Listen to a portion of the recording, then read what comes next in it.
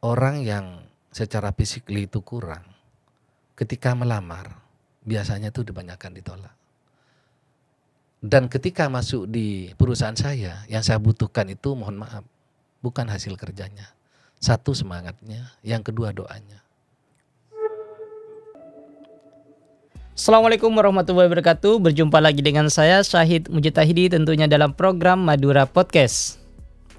Siapa sih yang nggak tahu, terutama warga Madura yang kemarin nih belakangan ini baru launching yang sangat bombastis, salah satu produk dari CV Jawara Internasional Jaya. Nah, di sini telah hadir direkturnya, langsung datang ke studio 2 KTV. Selamat datang di studio 2 KTV. Selamat datang, Assalamualaikum warahmatullahi wabarakatuh. Selamat sore. Waalaikumsalam warahmatullahi wabarakatuh. Terima kasih sudah menyempatkan waktu untuk hadir. Siap Adinda, saya sebut Adinda ya.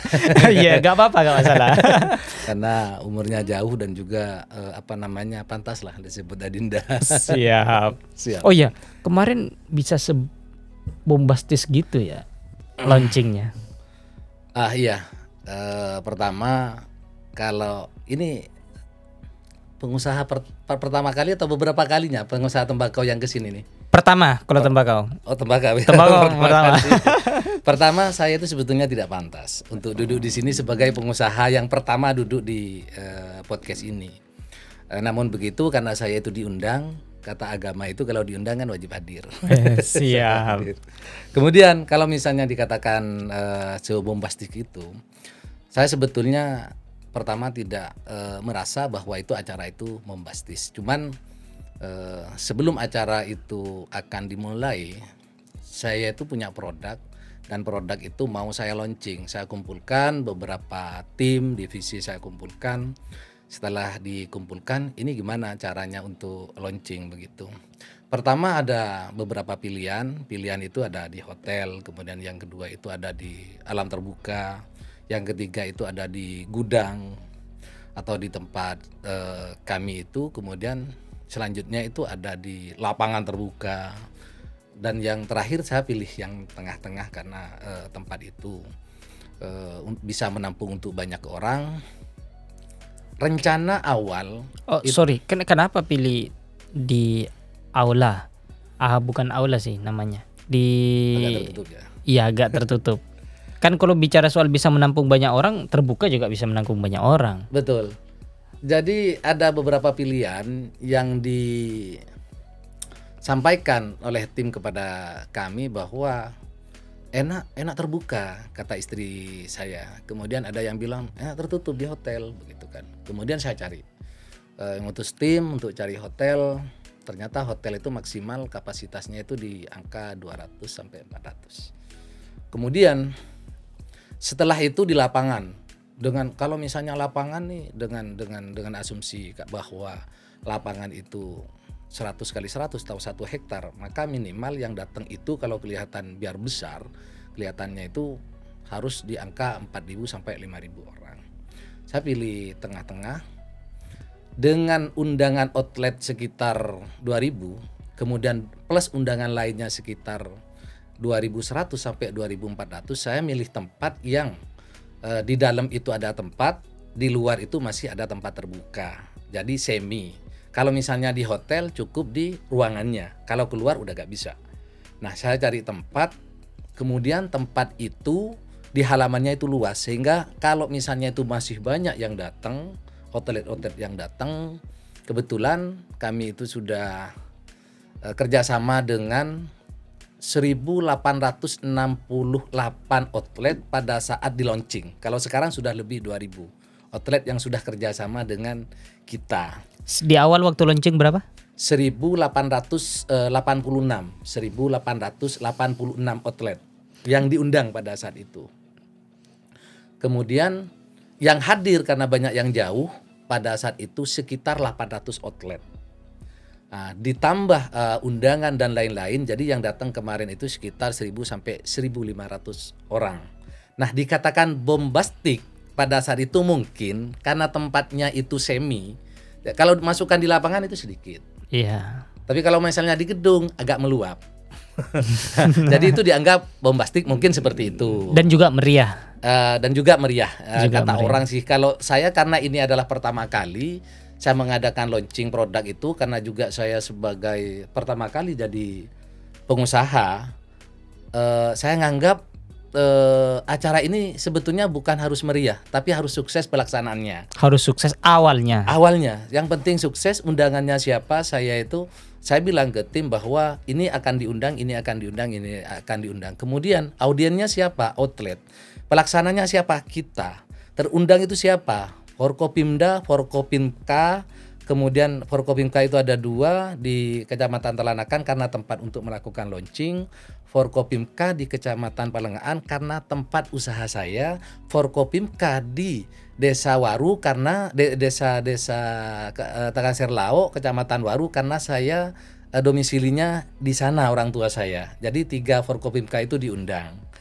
Setelah itu ada Forkopimda, semuanya diundang termasuk Ketua DPRD Kabupaten Pamekasan. Iya. Itu menghabiskan berapa kemarin? Boleh sebut ya?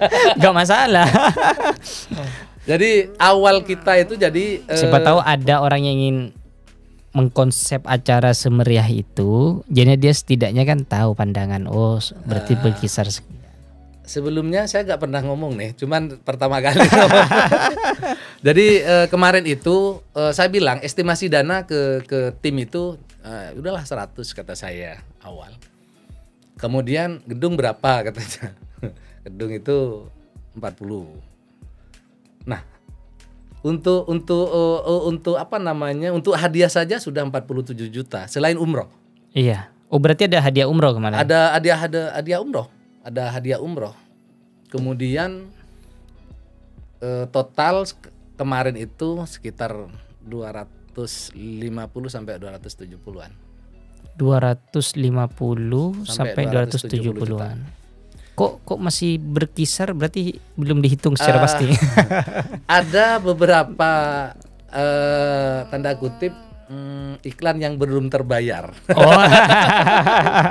Jadi ada beberapa iklan, kemudian yang dengan lain-lainnya. Iya, tambahan juga. Kemudian ada juga yang produk-produk yang awalnya kayak kaos awalnya kita cetak 1.200, ternyata masih kurang. Pada saat itu dikirim, kemudian DO nih, sampai sekarang masih belum dibayar karena pakai BG. BG-nya itu 1 bulan. Jadi baru tanggal 10 ini kita bayar. Jadi kalau misalnya total semuanya sekitar sudah 270 lah begitu. 270 juta, lumayan ya. Kenapa kok bisa sampai mau buang di awal 270 juta gitu? Apa memang melihat ini adalah ladang basah bisnis di produk tembakau ini, atau memang ada hal yang lain?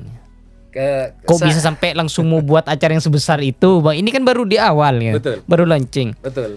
Awal saya bilang tadi bahwa awal estimasinya 100 deh kata saya. 100 sudah kata saya itu. Jadi ketika misalnya 100 kirain udah meriah. Ternyata di tengah perjalanan nggak bisa. Karena kita terus terang pada saat outlet itu datang, kita kasih kaosnya malah 2, kemudian kasih topi, kemudian termasuk konsumsi dan lain-lain semuanya. Awal seperti itu. Namun ketika misalnya ada yang nanya, kenapa sih kok sampai bakar seperti itu, bakar uang sebanyak itu? Saya bilang bahwa satu itu adalah siar, yang kedua adalah syiar. Oh, siar, dan yang kedua adalah syiar. Gimana ini? Betul. Pertama siar. Namanya launching ini kan mungkin bahasa klasiknya itu adalah menyiarkan. Launching ini adalah menyiarkan produk kami bahwa di Madura itu ada perusahaan yang bergerak di bidang rokok, CV Jawara Internasional Jaya itu. Satu, biar diketahui oleh masyarakat umum bahwa di Madura khususnya di Kabupaten Pamekasan itu ada perusahaan yang namanya CV Jawara Internasional Jaya. Oh, biar kalau bombastis sekalian itu biar lebih mudah sosialisasinya ke orang, untuk menyiarkannya itu lebih mudah. Betul. Jadi kalau misalnya kita menyiarkannya kemarin itu adalah B2B, kemudian itu misalnya door to door, kemudian juga shop to shop, misalnya toko ke toko dan lain-lain, kayaknya masih kita butuh sekitar 3 sampai 5 tahun untuk menyatakan kepada publik, kepada masyarakat bahwa di Pamekasan ini ada CV Jawara Internasional Jaya. Setelah saya kalkulasi itu butuh dana juga. Besar juga maksudnya. Besar juga. Sekitar saya kalkulasi itu 250 sampai 300 juta. Selama itu untuk untuk menyiarkan melalui secara otodik misalnya, atau secara klasik.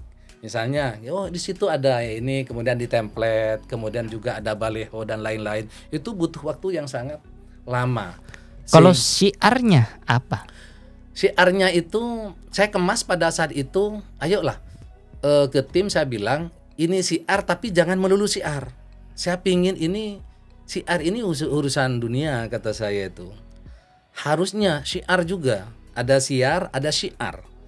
Kalau di syiarnya seperti apa? Ayolah. Produk ini ketika misalnya launching juga diberikan kepada outlet yang nanti kita undi. Ketika diundi itu apa undian pertama itu yang paling ditunggu itu adalah umroh. Umroh itu. Umroh. Sebetulnya sebelum ini ada berapa paket atau berapa slot? Untuk umroh ada satu. Cuman sebelumnya masih belum launching kita.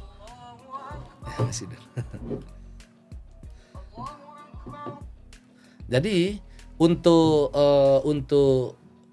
sebelum launching ini ada satu orang, tapi bukan outlet, tapi tim kita yang diberangkatkan umroh, ada tim.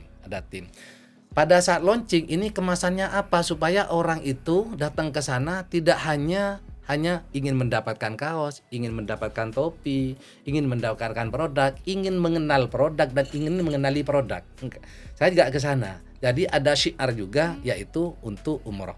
Kemudian saya sampaikan ke tim, pokoknya perusahaan ini ketika misalnya launching tidak hanya mencari hal dunia, tapi juga coba dikemas juga ke akhirat. Mudah-mudahan acara itu nanti oleh Allah diberi keberkahan, taufik dan inayah juga pertolongannya untuk bisa mengumrohkan orang. Dan itu tercetus kapan? Tercetusnya itu 3 hari sebelum launching. Awalnya kita itu cuma memberikan hadiah.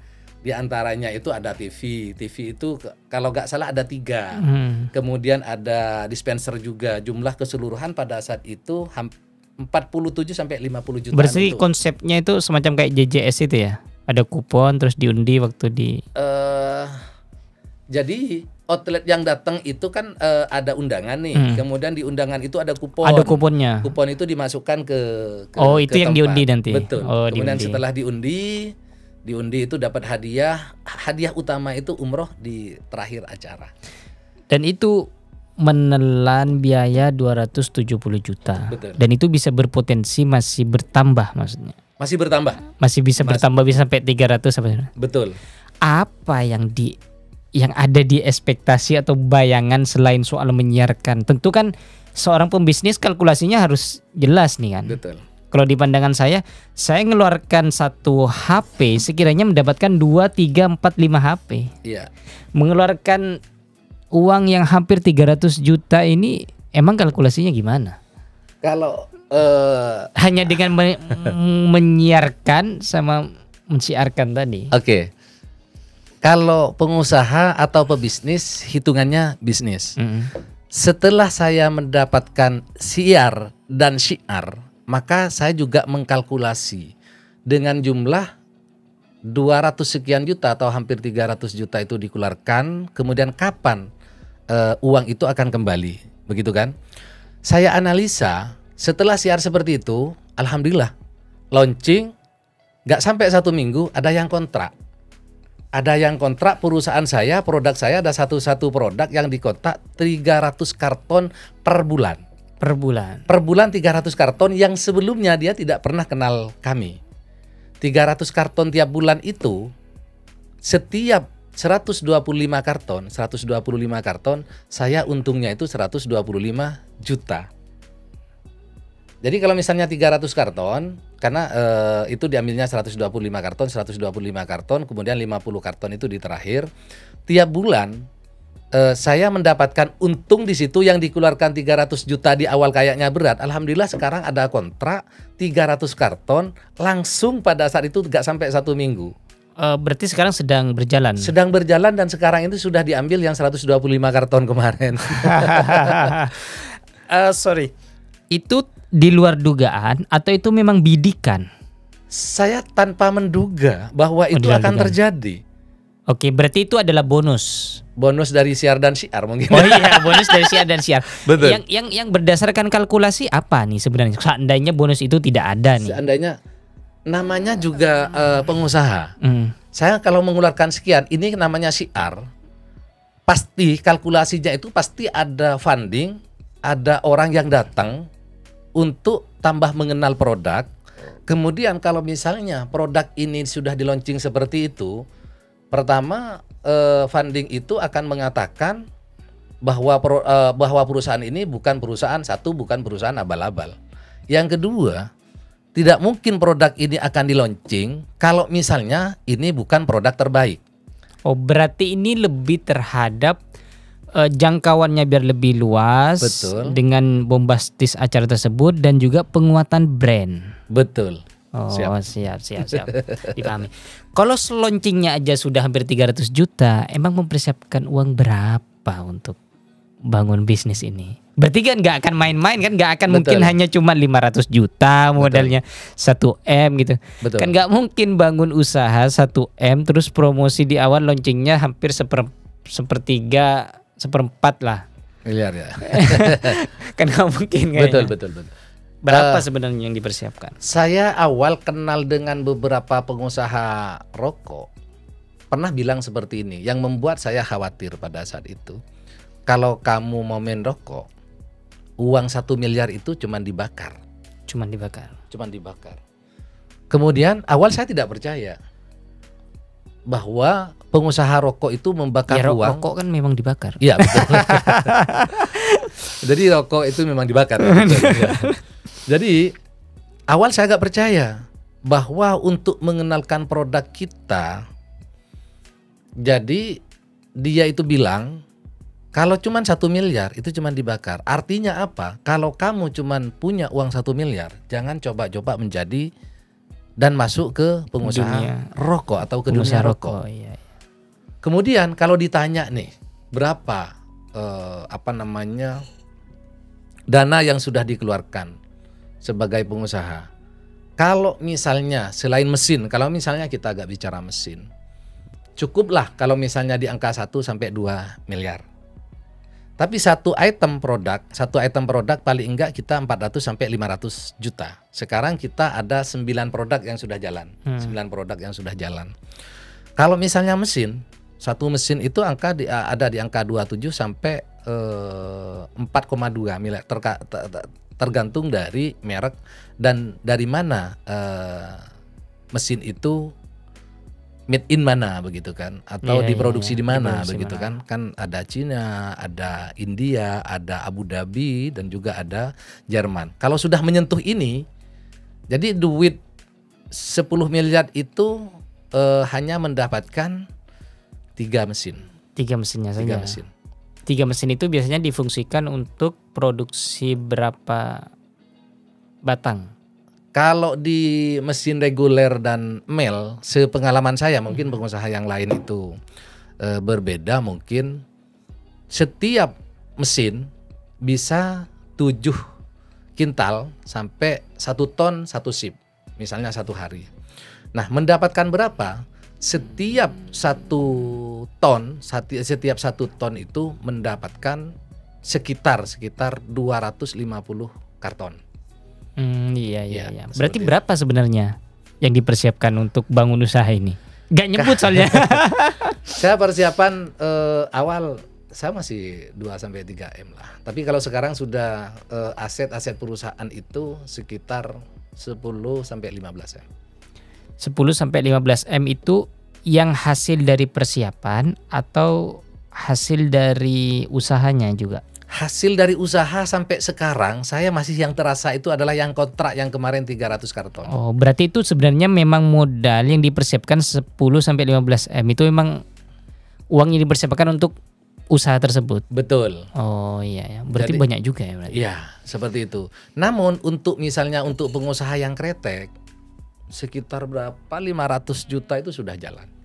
Karena beda untuk pengusaha kretek dengan pengusaha filter.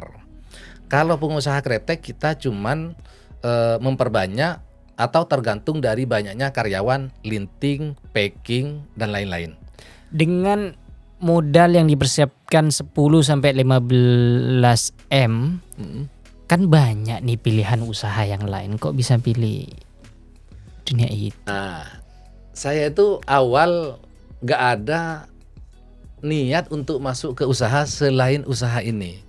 Kenapa saya ke sini? Karena saya sering dipakai oleh korporat-korporat, perusahaan-perusahaan rokok yang ketika ada permasalahan itu saya Sebagai advokatnya. Iya, saya sebagai lawyer atau sebagai advokatnya, saya ditunjuk. Kemudian dia sering cerita ke saya yang awalnya saya nggak percaya bahwa penghasilan dari rokok itu bisa jadi sebulan ini minimal sudah 1 M dari satu mesin. Dari satu mesin. Dari satu mesin bisa 1 M. Kalau misalnya 2 mesin ya sudah 2 M sebulan. Awalnya saya nggak percaya. Tapi ketika misalnya sudah mau masuk seperti itu dan sekarang masuk, iya ya, kata saya begitu. Sehingga kalau misalnya dipersiapkan dengan angka sekian, dengan angka 10 sampai 15 itu, mungkin saya bisa kembali modal dalam waktu maksimal dalam satu tahunan. Berarti memang dalam dunia rokok, bisnis rokok, berarti modal itu berbanding lurus dengan omsetnya. Iya, betul. Apa yang membuat hal itu harus gulung tikar nanti? Kalau dalam dunia bisnis tersebut. Nah, ini itu pasti kan udah dalam analisa. Betul. Ini yang sering saya bilang terutama ke istri saya. Semenjak saya menjadi pengusaha, saya gak pernah pegang uang. Yang pegang uang itu adalah istri saya sebagai bendahara dan sebagai admin. Saya sekarang itu semenjak jadi pengusaha, saya gak punya uang. Yang punya gak itu pegang uang. betul, gak pegang uang ya. Betul, gak pegang uang. Kalau dulu di saya itu pernah ada 16 pernah 3M600 pernah. Yang dipegang. Di rekening saya. Di rekening. Sekarang itu kalau misalnya ayo kita buka-bukaan lebih banyak saldonya Dinda kayaknya. Iya. Masalahnya saya gak berani nih bukan. Seperti itu. Jadi ketika misalnya ditanya kenapa ini kok kerokok, kalau misalnya ditanya apakah ini karena ladang basah, pastinya saya itu sebelum masuk ke dunia ini, saya itu observasi dulu usaha apa yang sekiranya satu itu menghasilkan, yang kedua manfaat. Sampai sekarang alhamdulillah saya itu karyawan lebih dari 300 orang. Kemudian dari 300 orang itu alhamdulillah tiap minggunya kita bisa gaji mereka dari 70 sampai 82 juta tiap minggunya, dan itu saya 30 79 sampai 82 juta tiap minggunya untuk gaji mereka. Oh iya. Berarti dari 300 lebih itu berapa orang dari Madura ini? Dari Pamekasan? Kalau dari Pamekasan kayaknya kalau menurut saya itu 98%. 98%, berarti cuma 2% nih 2% itu dari luar karena teknisi dengan operator mesin saja yang dari luar. Itu ngambil dari luar karena di Pamekasan nggak ada atau memang seperti apa?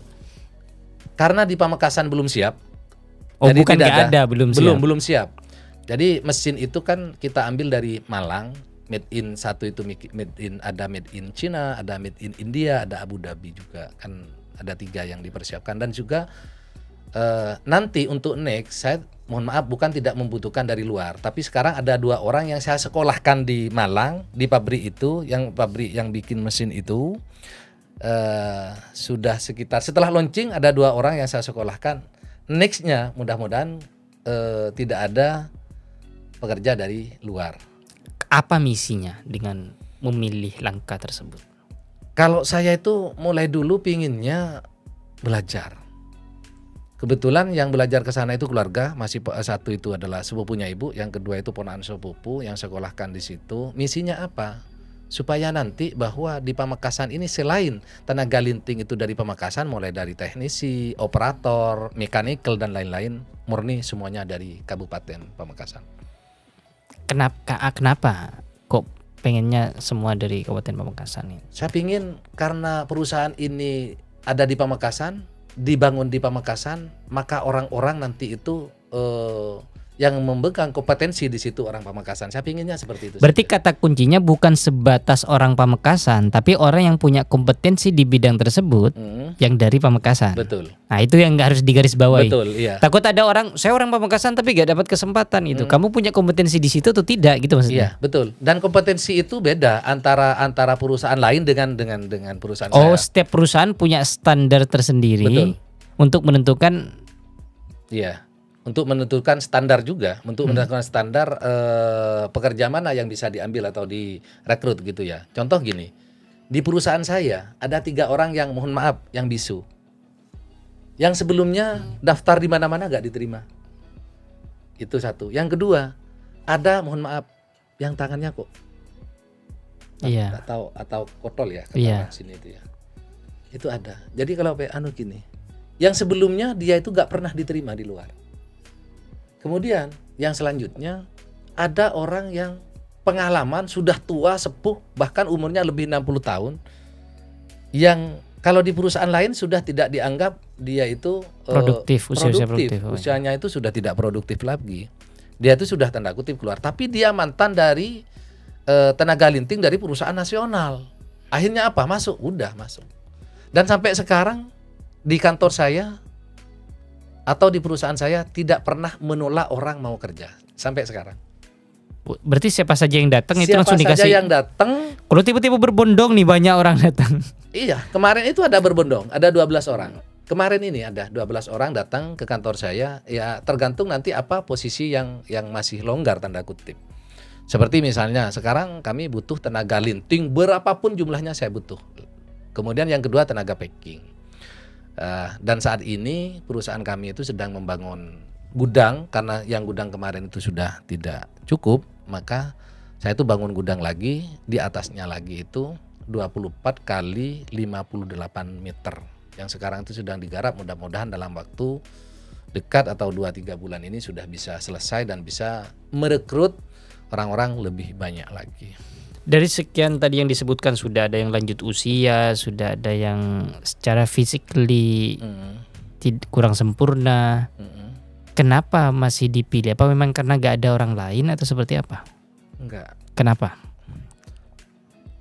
Saya itu berpikir gini. Orang yang secara physically itu kurang, ketika melamar biasanya itu kebanyakan ditolak. Dan ketika masuk di perusahaan saya, yang saya butuhkan itu mohon maaf, bukan hasil kerjanya. Satu, semangatnya, yang kedua doanya. Karena dia tetap berpikir bahwa saya di perusahaan ini sudah daftar tapi gak diterima. Kemudian di perusahaan saya diterima.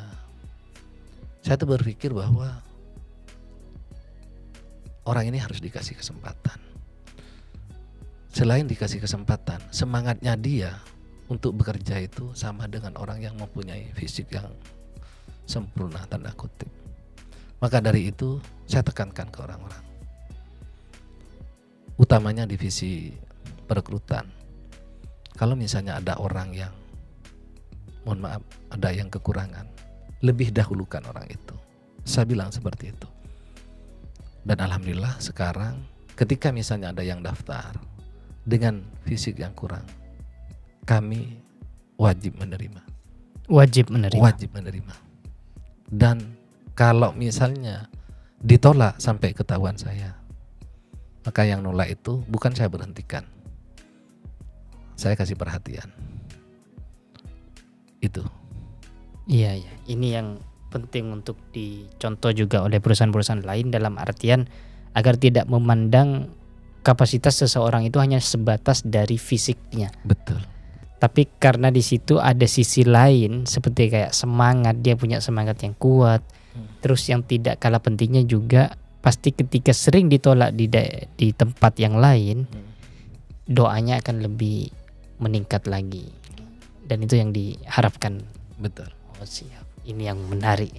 Yang sedikit menyentuh ini. Siap. Siap.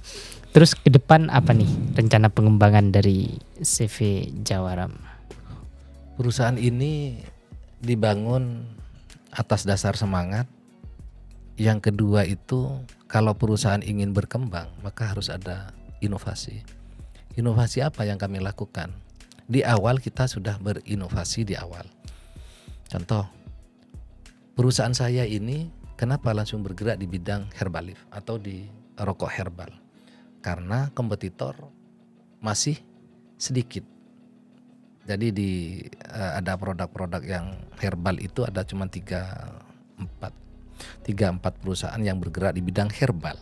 Yang berbasis di Madura? Iya, bukan. Di Kalau di Pamekasan? Madura belum ada. Oh belum ada. Yang Madura satu-satunya. Satu-satunya di Madura. Satu-satunya produk herbal di Madura itu CV Jawara Internasional Jaya. Oh, yes. Semuanya itu boleh ada. boleh sombong sekarang nih. Boleh. Dan untuk produk saya wajib lebay dan sombong untuk produk. Tapi untuk orang saya pantang untuk lebay dan sombong. Iya. Ya, untuk produk saya harus lebaikan. Produk saya pasti produk terbaik menurut saya. Iya. Harus emang. Iya, karena harus lebay, namanya produk gitu kan. Dan saya itu pada saat saya jadi pengusaha, saya pingin bukan saya yang dikenal, tapi produk saya yang dikenal. Semua pengusaha pengennya kayak gitu, karena kalau produknya yang dikenal itu yang jadi surplusnya lebih banyak. Nah, itu dia. Di Madura itu kebalikannya. Saya analisa. Di Madura itu yang terkenal orangnya. Gak ada produk Madura rokok yang sekarang dikenal. Yang dikenal itu siapa? Orangnya, pengusahanya. Ini punya siapa? Haji ini. Tapi produknya mana?